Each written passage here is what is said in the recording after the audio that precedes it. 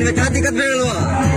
हम तो मतलब खत्म हो गए। खत्म हो गए। झगड़ा करा करे वाला अब वो होकर नहीं आपस में ज्यादा पी ले वाला बिना बना हो जाए। हो गया गला मिला।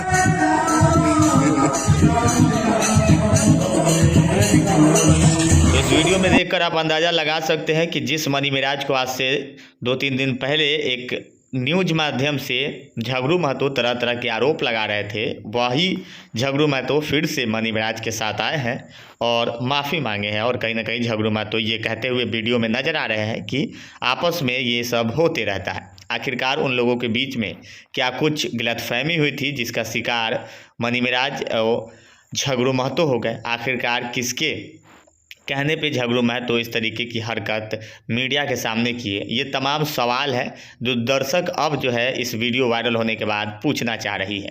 लेकिन इस पे बहुत जल्द मनी मिराज से भी बातचीत करेंगे।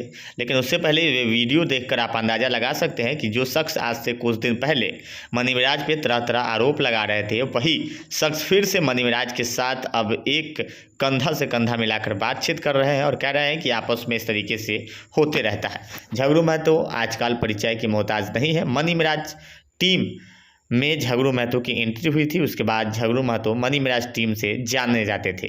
और कहीं ना कहीं सूत्रों के हवाले ये है कि मनी मिराज ही झगड़ू महतो को, जब मोहम्मद रोजीत के नाम से झगड़ू महतो मनी मिराज के पास पहुंचे थे तो पहला वीडियो में वह झगड़ू महतो मनी मिराज उनका नाम रख दिए और फिर झगड़ू महतो से जो मोहम्मद रोजीत है वह प्रचलित हो गया और कहीं ना कहीं आज पूरा कॉमेडी की दुनिया में अपना परचम लहरा रहे हैं। हालांकि मनी मिराज इस संबंध में मनी मिराज अब तक इसमें किसी भी तरीके का आपत्ति नहीं जताया है। उन्होंने कहा कि ऐसा कुछ मामला नहीं हुआ है, हम तो बिल्कुल न्यूट्रल है। और कहीं ना कहीं झगड़ू महतो को कोई चढ़ाकर या फिर किसी भी तरीके से भड़का कर इस तरीके से बयानबाजी करा रहा है।